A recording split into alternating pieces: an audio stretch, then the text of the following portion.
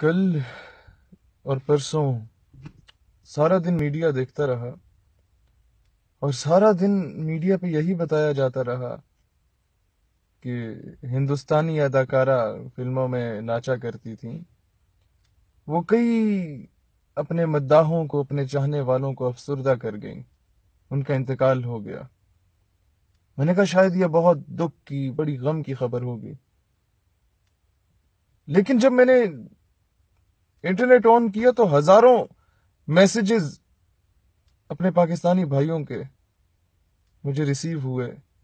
میں نے ان کی طرف نظر دوڑائی اور سوشل میڈیا کو جب دیکھا تو معلوم ہوا کہ شام میں ایک دن میں سیریا میں 500 سے زیادہ مسلمانوں کو شہید کر دیا گیا ہے۔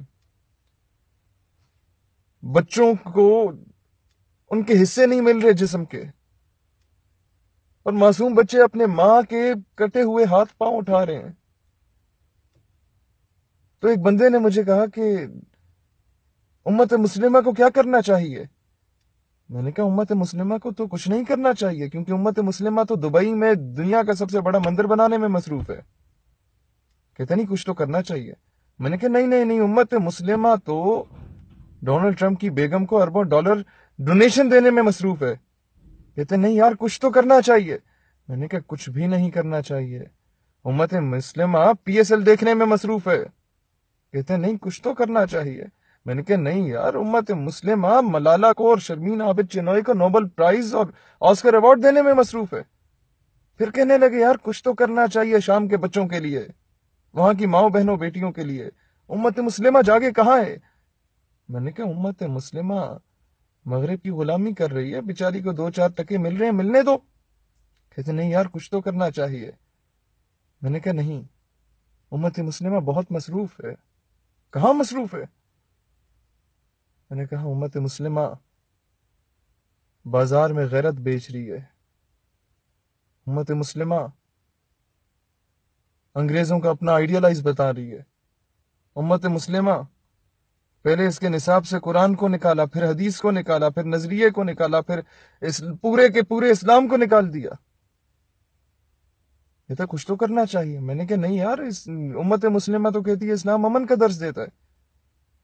کہتے نہیں یار، ہماری ماؤں بہنوں بیٹیوں کی عزت پامال ہو رہی ہے۔ میں نے کہا نہیں پھر بھی امن۔ کہتے ہیں ہمارے گھروں میں بم برس رہے ہیں۔ میں نے کہا نہیں امن۔ یار میرے سامنے میری مسلمان بہنوں کی عزت کو پامال کیا جا رہا ہے۔ میں نے کہا نہیں، امت مسلمہ کے خطیب تو یہ بتا رہے ہیں نہیں یار، امن کا درس دیتے ہیں ہم۔ کوئی تمہاری ماں بہن بیٹی کے ساتھ جو مرضی کرے، کوئی بیت المقدس لے لے، تم امن سے رہو۔ کوئی مسجد اقصی پہ حملہ کر لے، تم امن سے رہو۔ کوئی تمہاری مسجدوں میں گھس کے تمہاری بہنوں کے ساتھ زیادتی کرے اور سپیکر آن کر کے پوری دنیا کو سنائے، تم امن سے رہو۔ آج جہاد کو گالی بنا کے پیش کیا جا رہا ہے۔ کوئی جہاد کا نام لیتا ہے تو دہشت گرد کہلاتا ہے۔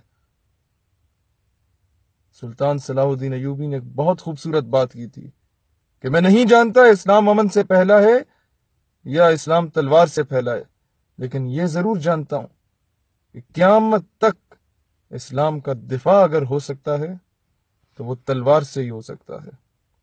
اسرائیلی پریزیڈنٹ تھی، اس سے نیو یارک ٹائمز کے صحافی نے پوچھا کہ تم لوگوں نے پورے گلف سٹیٹس کو، اسلامی ریاستوں کو بری طرح شکست دی، کیسے دی، کہاں سے یہ سیکھا؟ اس نے کہا یہ تو میں نے غیرت کا درس مسلمانوں کے نبی حضرت محمد سے سیکھا صلی اللہ علیہ وآلہ وسلم۔ اس نے کہا تم تو اسرائیل کی صدر ہو، تم نے کیسے سیکھا؟ کہتے ہیں میں نے ایک واقعہ پڑھا تھا کہ جب آپ صلی اللہ علیہ وآلہ وسلم ظاہری پردہ فرما گئے اس دنیا سے، تو گھر میں تیل نہیں تھا چراغ جلانے کے لیے۔ اما عائشہ صدیقہ کچھ چیزیں گروی رکھ کے تیل لائیں اور چراغ جلا تھا، لیکن گھر کی دیوار پہ 9 تلواریں لٹکی ہوئی تھیں۔ تو صحابی نے پوچھا کہ اسرائیل کی صدر تم نے اس سے کیا سبق حاصل کیا؟